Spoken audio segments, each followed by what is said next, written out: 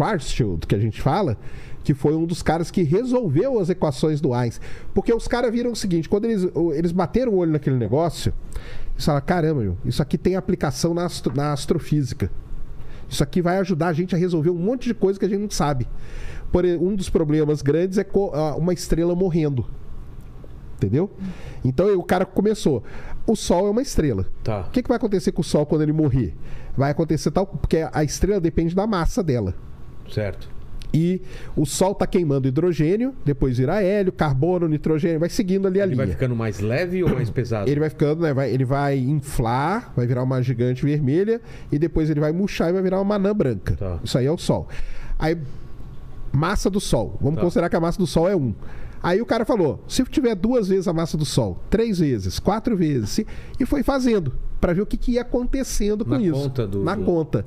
Na mão, entendeu? Nossa. E na Primeira Guerra Mundial, né? E ainda lutando a Primeira Guerra Mundial. No front de batalha.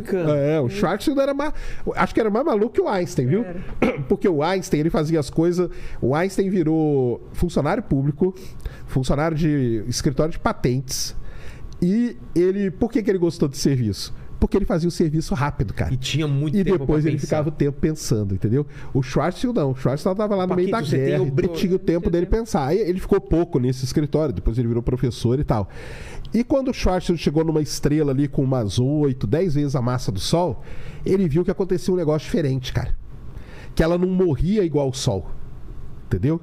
Ela explodia, ia ter uma explosão nela aí, porque ela ia consumir todos os elementos até o ferro, que é o último. E isso ela ia implodir e depois explodir, que é o que a gente chama de supernova da estrela. Porque isso ainda sobra um caroço. E esse caroço ainda, ele foi lá e foi fazendo as contas. E tudo isso por quê? Porque o Einstein tinha desenvolvido todo a gente chama de um arcabouço ali, para o cara poder se basear e fazer tudo isso.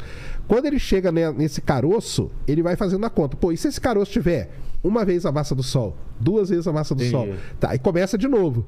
E aí ele descobriu que quando tem mais que 3 vezes a massa do Sol, esse caroço, ele se colapsa para dentro dele, ou seja, toda a massa dele vai ficar num espaço muito pequenininho.